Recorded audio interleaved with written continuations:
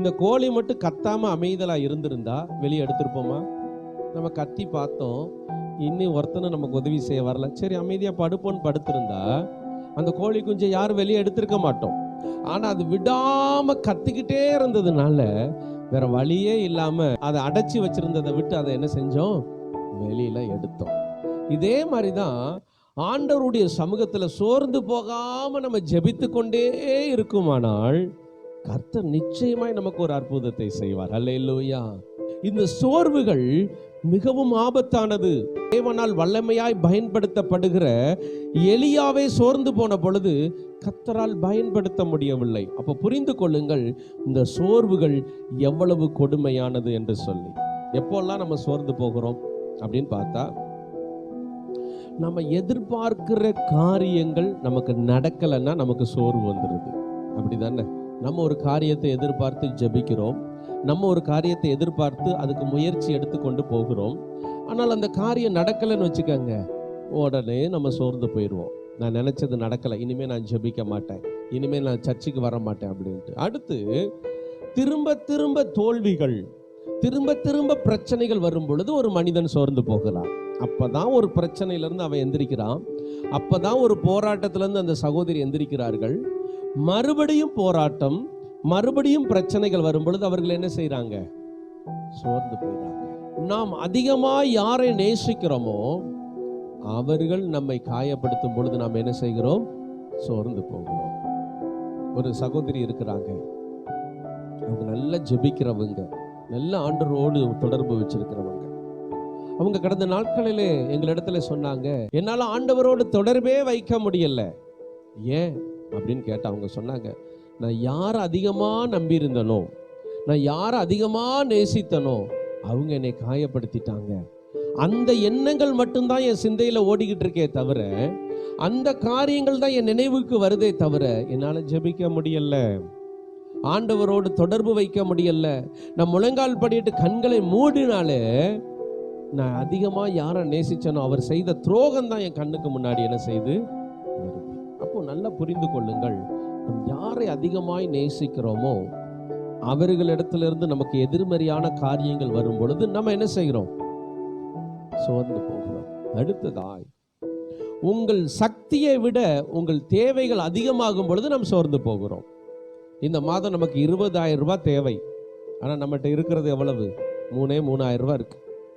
இந்த 3,000 ரூபாய் வச்சு 20,000 ரூபாய் நான் எப்படி சந்திக்க போகிறேன்? அந்த எண்ணம் நமக்குள்ள ஓடிக்கிட்டே இருக்கு. அது கிடைக்காதுன்னு தெரிஞ்சப்போ நம்ம என்ன செய்யறோம்? சோர்ந்து போகிறோம். ஆக நம்முடைய சோர்வுக்கு பல காரணங்கள் இருக்கிறது. ஆனால் சோர்வு மாறுவதற்கு ஒரே காரணம், அது ஆண்டவர் மட்டும்தான். ஹல்லேலூயா. சோர்ந்து போகிறவனெல்லாம் கர்த்தர் தூக்கி எறிஞ்சிருவாரு, சோர்ந்து போறவனெல்லாம் எலியாவை போல கர்த்தர் ஒதுக்கிடுவாருன்னு மட்டும் நினைக்காதீங்க. அப்படி சோர்ந்து போறவர்களெல்லாம் கர்த்தர் ஒதுக்கி இருந்தா இன்னைக்கு நீங்களும் நானும் ஒதுக்கப்பட்டிருப்போம். அதுதான் உண்மை. சோர்ந்து போகிறவனுக்கு கர்த்தர் பலன் கொடுக்கிறார். எலியா சூரிய செடிக்கு கீழே போய் படுத்திருந்தப்போ கர்த்தர் அப்படியே ஒதுக்கி விடல, ஒரு தெய்வ தூதனை அனுப்பி ஆகாரத்தை கொண்டு போய் அவர் கையில கொடுத்து, எலியாவே எழுந்திரு, இன்னும் நீ போக வேண்டிய தூரம் அதிகமா இருக்கிறது, உன்னை கொண்டு கர்த்தர் செய்ய வேண்டிய காரியங்கள் அதிகமா இருக்கிறது, நீ எழுந்திரு என்று சொன்னார்கள். ஆனா எலியா என்ன செஞ்சார் தெரியுமா?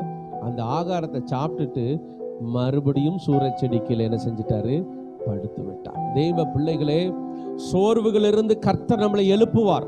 இந்த சோர்வு உனக்கு வேண்டியது அல்ல. நீ தேவையில்லாத காரியத்தை குறித்து நீ சோர்ந்து போகிறாய். ஆகாப்பு என்ன எலியாவை அழிச்சிருவாரா? முடியாது. எலியாவை கொண்டு கர்த்தர் எவ்வளவு பெரிய காரியத்தை செய்திருக்கிறார். நம்மை கொண்டு கர்த்தர் பெரிய பெரிய அற்புதங்கள்லாம் செஞ்சிருப்பாரு. நம்ம ஜெபிக்கும் பொழுது பெரிய பெரிய காரியங்கள்லாம் நடந்திருக்கும்.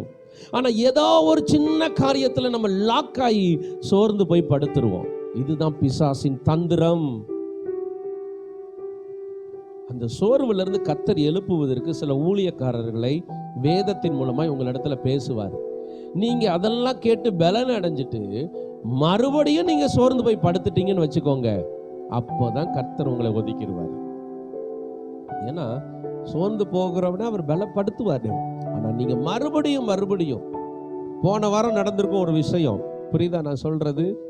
அதை அடுத்த வாரம் டிஸ்கஷன் பண்ணது.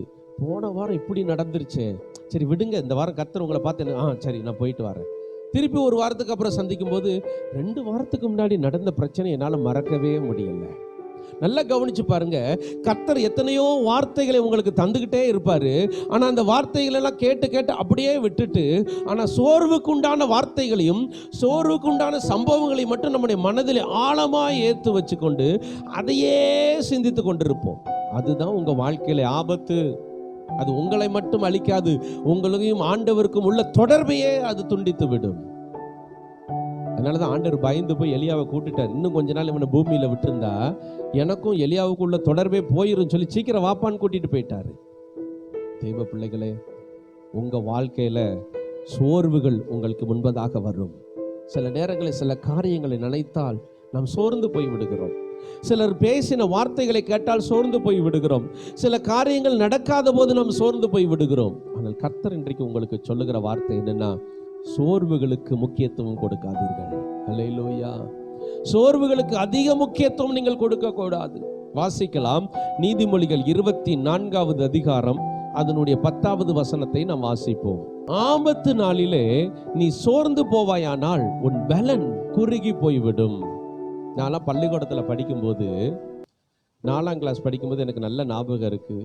இந்த திருக்குறள் 2 வரி தான் இருக்கும், சரியா? அந்த திருக்குறள்ல நல்லா விழுந்து விழுந்து மனப்பாடம் பண்ணிட்டு டீச்சர்கிட்ட போய் ஒப்பிக்க போனோம். அப்போ நம்ம நண்பனை கூப்பிட்டு, நான் ஒப்பிக்கிறேன், கரெக்டாக இருக்கான்னு பாரு, நான் டீச்சர்கிட்ட போய் சொல்லணும். சொல்கிறா அப்படிமா, சூப்பரா கரெக்டாக ஒப்பிச்சிட்டேன், போன்னு அனுப்பிவிடுவான். ஆனால் டீச்சர்கிட்ட போனோன்னு ஒரு வரி சொல்லிட்டு தலையை தொறிஞ்சிக்கிட்டு இருப்போம். அந்த டீச்சர் சொல்லணும், டேய் போய் மறுபடியும் மனப்பாடம் பண்ணிட்டு வா அப்படின்னு. மறுபடியும் வருவோம், டேய் நான் கரெக்டாக தானே, ஆமாடா நீ கரெக்டாக தான் சொன்ன, திருப்பவும் சொல்லு. திருப்பவும் சொல்லும்போது கரெக்டாக இருக்கும். மறுபடியும் டீச்சர்கிட்ட போய் சொல்லும்போது என்ன நடக்கும்? தப்பாயிரும். ஏன் இப்படி பிரச்சனை நடக்க தெரியுமா? வேற ஒன்றும் இல்லை, நம்ம ஃப்ரெண்ட்கிட்ட சொல்லும்போது நமக்கு பயம் இல்லை, ஆனால் டீச்சர்கிட்ட சொல்லும்போது என்ன வந்துருச்சு? பயம் வந்துருச்சு. அதான் வசனம் சொல்லுது, ஆபத்து காலத்துல நீ சோர்ந்து போயிட்டா தோற்று போய் விடுவாய். ஆபத்து காலத்துல தான் நீ பலனா நிக்கணும். ஆபத்து காலத்துல தான் கர்த்தர் அதிகமா நம்பி சோர்வுகளை தூக்கி எறிஞ்சிட்டு, இந்த ஆபத்து வந்திருக்கா கர்த்தர் பார்த்துக்கொள்வார். ஆமென் சொல்லுங்க. அல்லேலூயா. தெய்வ பிள்ளைகளே, இன்னைக்கு அநேக நேரங்களிலே நாம் தேவையான நேரங்களிலே தோற்று போய் விடுகிறோம். மற்ற எல்லா நேரத்திலையும் ஜெயித்து விடுகிறோம். சும்மா நார்மலான வாழ்க்கை போய் கொண்டிருக்கும் பொழுது நல்லா ஜெபிக்கிறோம், நல்ல ஆண்டவரோடு வைத்திருக்கிறோம். ஆனால் நம்முடைய வாழ்க்கையில் ஏதாவது முக்கியமான தருணம் வருகிறது பாருங்க. நம்முடைய பிள்ளைகளுக்கு திருமணம், இல்லை நம்முடைய குடும்பத்தில் ஒரு ஆசீர்வாதம், இல்லை ஒரு காரியம் நடக்கிற நேரத்தில் தான் ஏதோ ஒரு காரியத்தில் நம்ம சிக்குண்டு சோர்ந்து போய் தேவனுடைய உதவியை பெற முடியாமல் நாம் தவித்து கொண்டிருக்கிறோம். அதனாலதான் ஆண்டவர் சொல்றாரு, ஆபத்து காலம் வரும் பொழுது நீ சோர்ந்து போக கூடாது. ஹல்லேலூயா. இந்த ஆபத்தை நீ ஆராய்ந்து பார்த்தால் நீ சோர்ந்து விடுவாய். உண்மை அப்படிதானே? எல்லா பரீட்சையும் நல்லா எழுதி மார்க் எடுத்திருப்பாங்க. ஆனா ஃபைனலா ஒரு டெஸ்ட் நடக்கும், எக்ஸாம் நடக்கும், அதுல பார்த்தா மார்க்கே வராது. ஏன்? தேர்வு எழுதுகிற அறையில் மயங்கி விழுந்த பிள்ளைகள்லாம் இருக்கிறாங்க, நான் கேள்விப்பட்டிருக்கேன். இருக்கிறாங்கல்ல இந்த மாதிரி. அப்போ நம்முடைய வாழ்க்கையில எப்பெல்லாம் நம்ம சோர்ந்து போகிறோம்னு பார்த்தா, நாம் எப்பொழுதெல்லாம் ஜெயிக்க வேண்டிய இடத்திற்கிட்ட வந்திருக்கிறோமோ அப்பொழுதெல்லாம் நம்முடைய வாழ்க்கையில சோர்வு வருகிறது. நீங்க நல்லா புரிந்து கொள்ளுங்கள். எப்பொழுதெல்லாம் உங்க வாழ்க்கையில சோர்வு வருகிறதோ அப்பொழுதெல்லாம் நீங்கள் நினைத்து பார்க்க வேண்டும், கர்த்தர் ஏதோ ஒரு ஜெயத்தை எனக்கு ஆயத்தம் பண்ணி வைத்திருக்கிறார். அந்த இடத்திற்கு பக்கத்தில் வந்து நிற்கிற என்னுடைய வாழ்க்கையில இந்த ஜெயத்தை பெற்றுக்கொள்ள விடாதபடி, இந்த தேவனோடு வைத்திருக்கிற உறவை இன்னும் ஒரு படி அதிகமாக்க விடாதபடி இந்த சோர்வு வந்திருக்கிறது. இந்த சோர்வுக்கு நான் முக்கியம் கொடுக்க மாட்டேன்னு சொல்லி சோர்வுகளை தூக்கி எறிகிறவர்கள் மட்டும்தான் ஜெயத்தை பெற்றுக்கொள்வார்கள். ஆமென் சொல்லுங்க. ஹல்லேலூயா. தேவ பிள்ளைகளே, இன்றைக்கும் கூட அநேக காரியங்கள் உங்களை சோர்ந்து போக வைக்கிறது. பிள்ளைகளை நினைச்ச உடனே சோர்வு வந்துடும், எதிர்காலத்தை நினைத்த உடனே சோர்வுகள் வந்து விடுகிறது. ஆனால் தேவன் சொல்லுகிறார், உன் சோர்வுகளுக்கு முக்கியத்துவம் கொடுக்காதே. நல்லா பார்த்தோம்ல, நம்மளை நேசிக்கிறவர்கள் நம்மளை காயப்படுத்தும் போது, நாம் விரும்புகிற காரியம் நமக்கு நடக்காத போது, எதுவுமே எனக்கு முக்கியம் இல்லைங்க, ஆண்டவர் தான் எனக்கு முக்கியம் சொல்றேன், சோர்ந்து போவானா? அவர்கள் சோர்ந்தே போக மாட்டார்.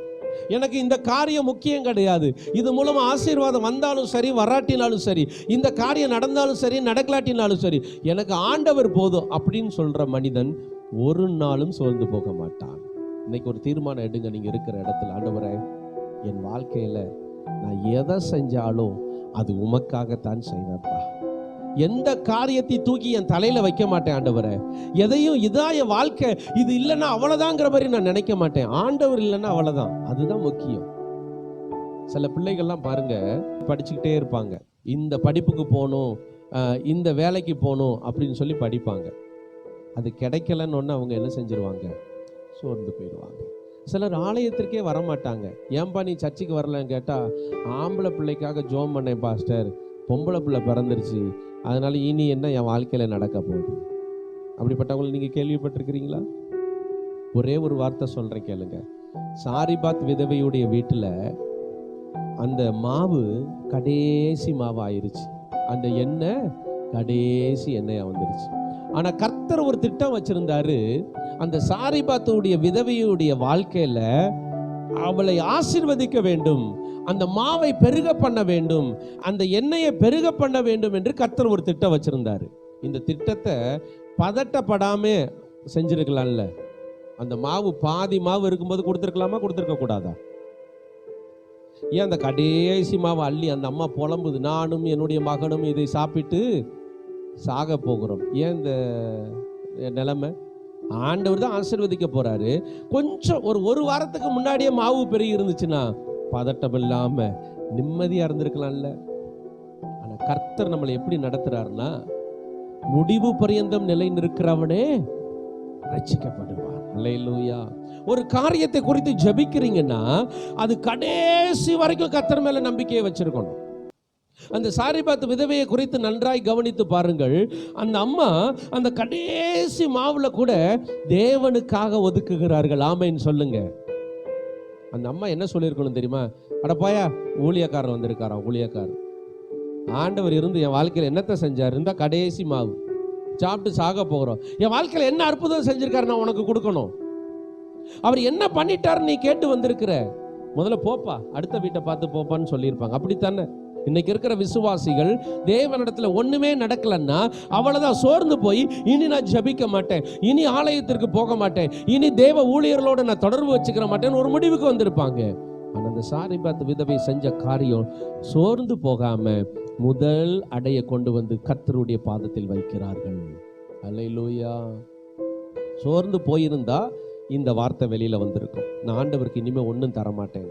இதே மாதிரிதான் இன்றைக்கு விசுவாசிகள் சில காரியத்திற்காக ஜெபிக்கிறார்கள், அது நடக்கவில்லை என்றால் அவர்கள் சோர்ந்து போய் விடுகிறார்கள். ஆனா கர்த்தர் சொல்றாரு, அந்த காரியம் நடக்கணும்னா இதை டார்கெட் பண்ணி நீ ஜெபிக்காத, நீ கர்த்தரை மட்டும் பிடித்து கொண்டு ஜெபி. அது நடக்குதோ நடக்கலையோ, இந்த வழியாதான் அது நடக்கணும்னு அவசியம் இல்லை. கர்த்தர் எந்த வழியாவது அதை நடத்தி தருவார். ஆமென் சொல்லுங்க. ஹல்லேலூயா. அதுதான் கர்த்தரை நம்புகிறதற்கு அடையாளம். அதுதான் தேவன் மேல நீங்க வைத்திருக்கிற விசுவாசத்திற்கு அடையாளம். இல்ல இந்த காரியத்துக்காக மட்டும் வந்திருந்தீங்கன்னா அது நடக்காதப்போ நீங்க சோர்ந்து போயிருவீங்க. அப்ப நல்லா புரிஞ்சுக்கோங்க, சோர்வு என்பது அவிசுவாசத்திற்குரியது. அல்லேலூயா. இன்னைக்கு நிறைய விசுவாசிகள் சோர்ந்து போறாங்க, நிறைய ஊழியக்காரர்கள் கூட சோர்ந்து போறாங்க. இது பிசாசு நம்மளை வீழ்த்துவதற்கு வைத்திருக்கிற ஒரு பெரிய ஆயுதம். போதும் ஆண்டவரே, என் ஆத்துமாவை எடுத்துக்கொள்ளும். நீங்க கூட கேட்டிருப்பீங்க, போதும் ஆண்டவரே, என் ஆத்துமாவை எடுத்துக்கொள்ளுங்க, இந்த மனுஷனோட இன்னும் என்னால் வாழ முடியாது, இந்த கீழ்ப்படியாத பிள்ளைகளோட என்னால் இருக்க முடியல ஆண்டவரே, இனி ஆண்டவர் எடுத்துக்கிட்டாலும் நல்லா இருக்குமே. இன்னைக்கு நிறைய விசுவாசிகள் சொல்றாங்க. அதுதான் சோர்வின் வார்த்தைகள், அவிசுவாசத்தின் வார்த்தைகள் என்று கூட நாம் சொல்லலாம். ஆனால் இன்றைக்கு கர்த்தர் சொல்லுகிறார், சோர்வுகளுக்கு இடம் கொடுக்காதே மகளே, சோர்வுக்கு இடம் கொடுக்காதே மகனே, உன்னை கொண்டு பெரிய திட்டத்தை நான் வைத்திருக்கிறேன். எலியாவை கொண்டு கர்த்தர் ஒரு திட்டம் வச்சிருந்தார். எலிசா செஞ்சாரு பாருங்க, அது எல்லாமே எலியாவை வைத்து கர்த்தர் செய்ய திட்டம் வைத்திருந்தார். ஆமென் ஹல்லேலூயா. இந்த சாரிபாத் விதவை நானும் என்னுடைய மகனும் சாக போகிறோம் இதை சாப்பிட்டு நினைச்சிருந்தாங்க. ஆனா கர்த்தர் என்ன வச்சிருந்தாருன்னா, உன்னை கொண்டுதான்ப்பா உன் குடும்பத்தையே போஷிக்க போகிறேங்கிற ஒரு திட்டம் வைத்திருந்தார். ஹல்லேலூயா. இன்றைக்கும் இதை கேட்டுக்கொண்டிருக்கிற தெய்வ பிள்ளைகளே, உங்கள் நிலைமைகளை பார்த்து நீங்கள் முடிவு எடுக்காதீர்கள். உங்கள் நிலைமைகளை பார்த்து நீங்கள் சோர்ந்து போகாதீங்க. எப்பொழுதும் கர்த்தரை நோக்கி பாருங்க, உங்க சோர்வுகள் எல்லாம் மாறும். பாஸ்டர், இவர் தான் மெயினான ஆளு, அவரே முடியாதுன்னு சொல்லிட்டார், அப்படின்னு நீங்க சொல்லி சோர்ந்து போகாதீங்க. அவரா மெயினான ஆளு? அங்க இருக்கிறார் மெயினான ஆளு. ஹல்லேலூயா. அழைத்த தேவன் உண்மை உள்ளவருங்க. அவர் என்னை மரண பரியந்தமும் நடத்துவார். உங்க வாழ்க்கையில இன்னைக்கிலிருந்து இனி சோர்ந்து போக மாட்டேன்னு சொல்லி ஒரு தீர்மானம் எடுங்க. சிலர் பாட்டு பாடுவாங்க, சோர்ந்து போகாதே. அந்த பாட்டையே அவங்க சோகமா தான் பாடுவாங்க. கவனிச்சிருக்கிறீங்களா? மனமே சோர்ந்து போகாதே, கண்டுனை அழைத்த தேவன். கல்லிருந்து கண்ணீர் வடியும், கைவிடுவாரோ. ஏங்க சோகமா இந்த பாட்டை பாடுறீங்க அப்படின்னா, சோர்ந்து போய்கிட்டே சோர்ந்து போகாதேன்னு என்ன நானே தேற்றிக்கிறேன் பாஸ்டர் அப்படின்னு சொல்லுவாங்க. தெய்வ பிள்ளைகளே, நீங்க என்னைக்காவது சோர்ந்து போன பொழுது வேதத்தை திறந்து வாசித்து பாருங்கள், உங்களை கர்த்தர் தைரியப்படுத்துவார். ஹல்லேலூயா. அதிலிருந்து ஒரு வசனம் உங்களை ஆற்றி தேற்றும். என்னைக்காவது சோர்ந்து போன பொழுது பாஸ்டருக்கு ஃபோன் பண்ணி, பாஸ்டர் உங்களோட பேசுறேன்னு சொல்லி பேசி பாருங்க. அவர் பேசுற வார்த்தை ஒன்று உங்களை தைரியப்படுத்தும். கர்த்தர் உங்களை சோர்வுக்குள்ளே இருக்க விரும்புகிறது இல்ல, அவர் உங்க செவிகளிலே சில வார்த்தைகளை சொல்லி உங்களை தைரியப்படுத்த விரும்புறாரு. ஆனா நம்ம சோர்வுகளுக்கே இடம் கொடுக்கறதுனால நம்முடைய செவிகள் அடைக்கப்பட்டிருக்கிறது. நீங்க சோர்ந்து போயிருந்தீங்கன்னா உடனே யாரையாவது ஜெபத்துக்கு துணைக்கு கூப்பிடுங்க. உடனே யார்ட்டையாவது போய் ஜெபம் பண்ணுங்க. இல்ல நீங்களே வேதத்தை திறந்து வாசிக்க ஆரம்பிங்க. உங்க சோர்வுகள் மாறும். இயேசு கிறிஸ்துவே ரொம்ப சோர்ந்து போனார். எங்கன்னு தெரியுமா? கெத்செமனே இடத்துல. அது வரைக்கும் அவர் எப்படிலாம் ஜெபிச்சாரு நீங்க பைபிளை திறந்து பாருங்க. அவர் எப்பெல்லாம் ஜெபிக்க போனாரோ சீஷரெல்லாம் அனுப்பி விட்டுருவார். படகுல ஏறி, போயிட்டு வாங்க ராசா, உங்களோட ஜெபிச்சா எனக்கு டைம் போகாதுன்ட்டு அனுப்பி விட்டுட்டு அவர் தனித்திருந்து தான் ஜெபிச்சிருக்கிறார். ஆனா கெத்செமனேக்கு போகும்போது மட்டும் என் கூட ஜெபிக்கிறதுக்கு துணைக்கு ஆள் வேணும், ஒரு 3 பேர் வாரீங்களான்னு கூட்டிட்டு போறாரு. இப்ப புரியுதா? நம்ம சோர்ந்து போயிருக்கும் பொழுது நம்முடைய வாழ்க்கையில ஜெபிக்கிறவர்கள் தேவைப்படுகிறார்கள். ஹல்லேலூயா. நம் சோர்ந்து போயிருக்கும் பொழுது தேவனுடைய சமூகம் நமக்கு தேவைப்படுகிறது. இயேசு அங்க போய் ஜெபிக்கிறார், திரும்பி பார்க்கிறார், கொரட்டை சத்தம் கேட்குது. உடனே எழுந்து வந்து எழுப்பிட்டு, எனக்காக 1 மணி நேரமாவது ஜெபிக்க கூடாதா? எங்கேயாவது கேட்டார் அவர் ஊழிய நாட்களில? எங்கேயுமே கேட்கல. ஆனா இங்க கேட்கிறாரு. ஏன்னா சோர்ந்து போற நேரத்துல ஆண்டவருக்கே ஜெபம் தேவைப்பட்டது. ஹல்லேலூயா. நீங்க சோர்ந்து போயிருந்தப்போ நீங்க மூலையில உட்கார்ந்துராதீங்க, கதவை போட்டிட்டு உட்கார்ந்துருக்காதீங்க. எழுந்து எங்கேயாவது போய் யாரோடையாவது இணைந்து ஜெபிங்க, இல்ல யாருக்காவது ஃபோன் போடுங்க.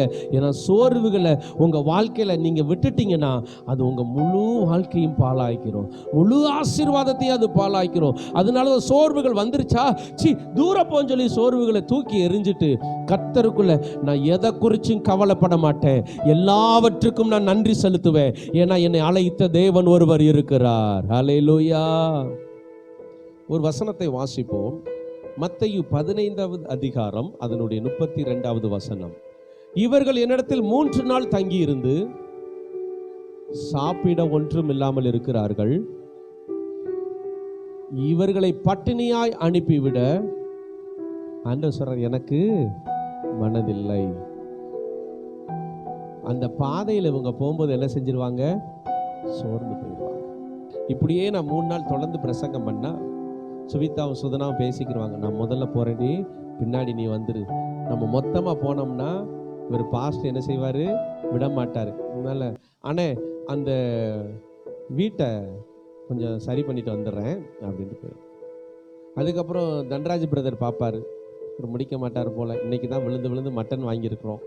பாஸ்டர் நீங்கள் பிரசங்கம் பண்ணிகிட்டே இருங்க, இங்கே பாத்ரூம் இல்லை, அதனால போனது வந்துடுறேன் அப்படின்னு போயிட்டு அவர் அப்படியே ஒவ்வொருத்தங்களா போயிடுவீங்க. அதே மாதிரி தான் அங்கே 3 நாள் கர்த்தர் என்ன செய்கிறாரு?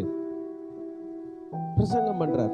சரி, நீங்கள் வீட்டில் இருக்கிறீங்க, உங்கள் எல்லாருக்கும் நான் அறிவிப்பு கொடுத்துட்டேன், 3 நாட்கள் நாம் என்ன செய்ய போகிறோம்? ஒரு வனாந்திரத்தில் போய் நான் பிரசங்கம் பண்ண போகிறேன், நீங்கள் கேட்க போகிறீர்கள் அப்படின்னு சொல்லிட்டேன்னா நீங்கள் வருவீங்க. எல்லாரும் தனித்தனி ஆட்டோவில் வந்து இறங்குவீங்க.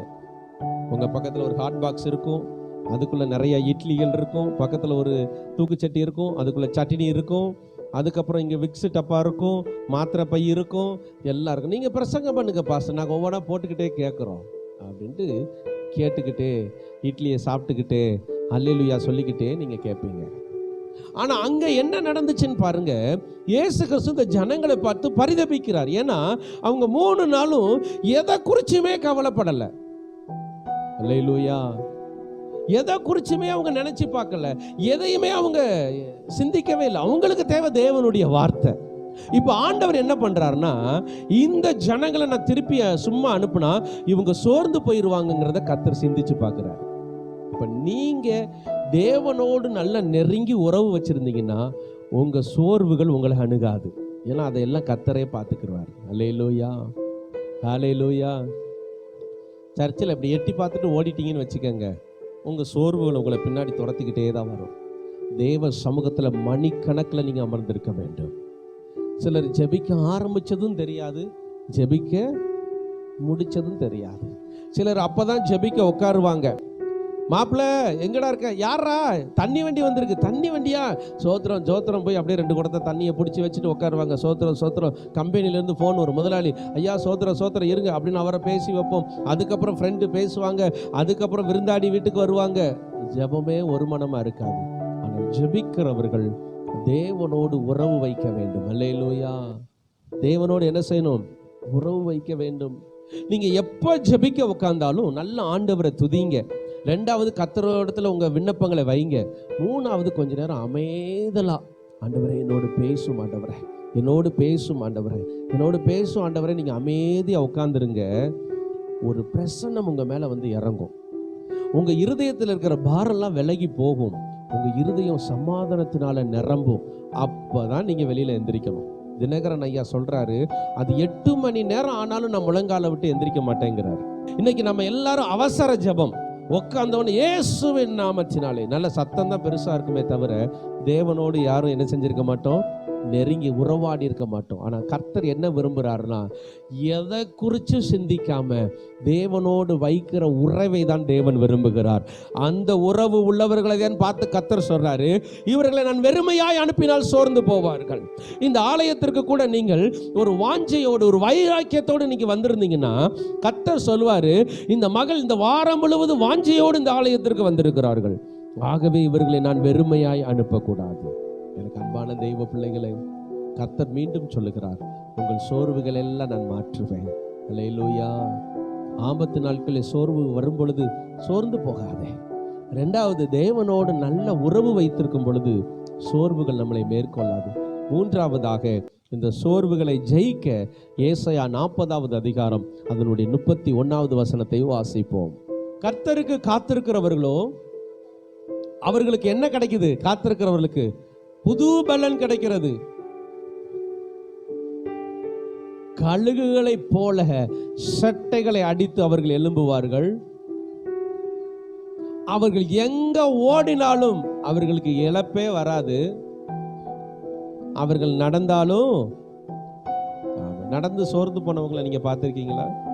நம்ம கூடயே வருவாங்க, இனி என்னால முடியல அப்படின்னு சொல்லுவாங்க. அதுதான் சோர்வு.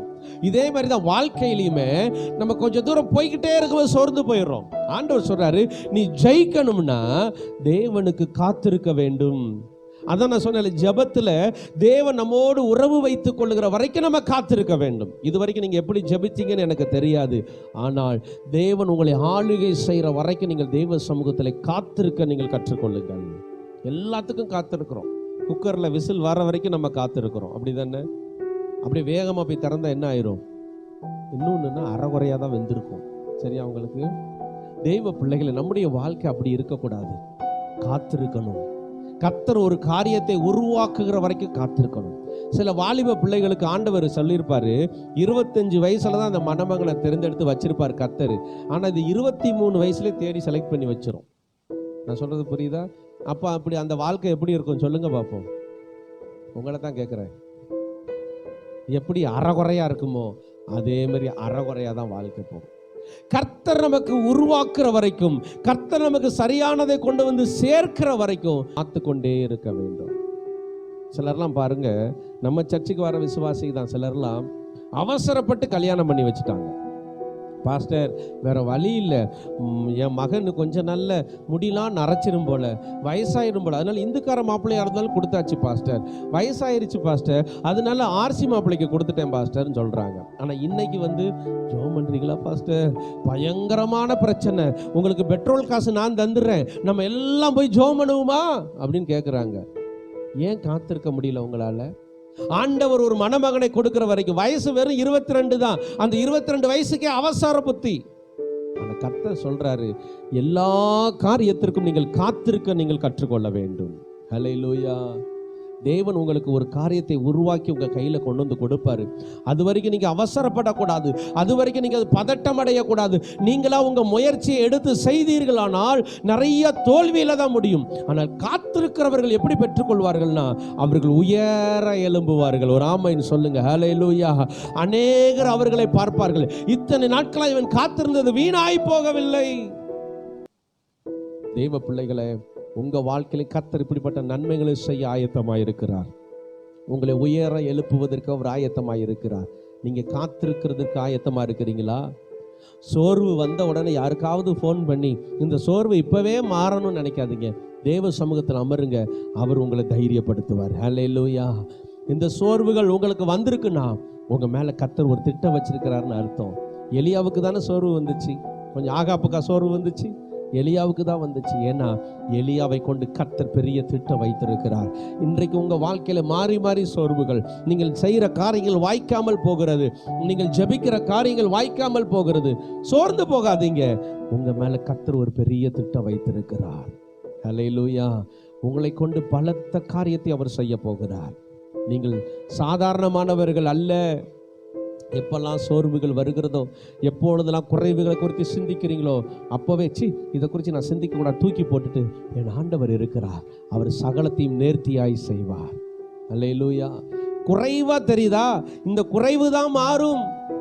அன்னைக்கு காணா ஒரு கல்யாண வீட்டில் குறைவு வந்தனால தான் சுவையுள்ள திராட்சை ரசம் வந்தது. அல்லேலூயா. இன்னைக்கும் உங்களை குறித்து அநேகர் குறைவா பேசுறாங்களா, உங்களை நிந்திக்கிறாங்களா? எல்லாரும் நிந்திக்கிற வரைக்கும் நீங்க காத்திருக்கணும்.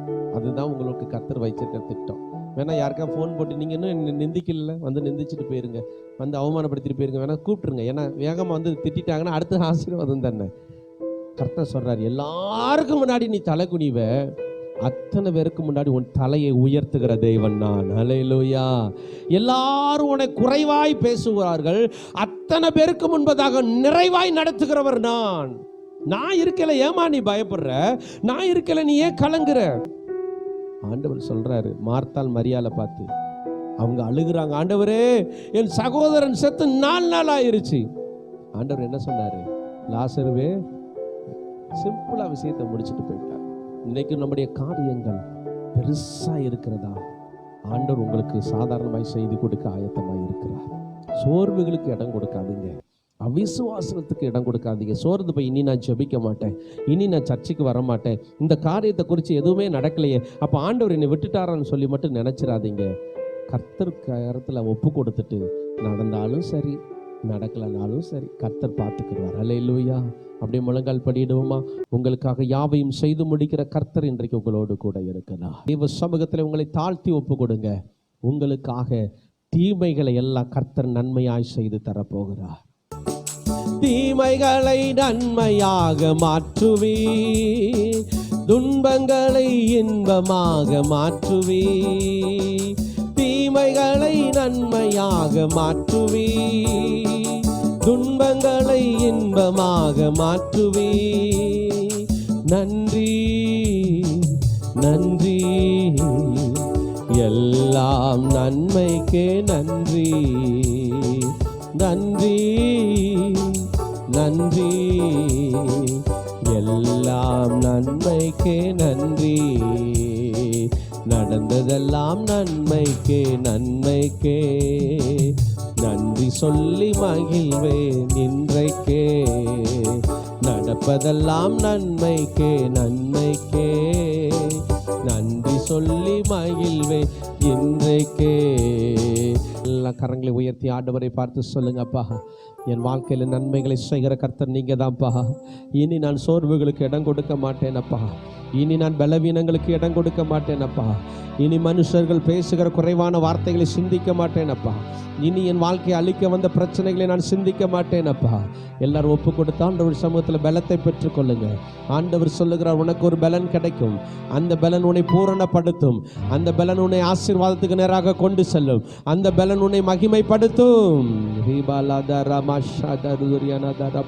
ஒப்பு கொடுக்கிற பிள்ளைகளை ஆசீர்வதிங்கப்பா. வாழ்க்கையில் இனிமேல் இவங்க சோர்வுகளை சந்திக்க கூடாதப்பா.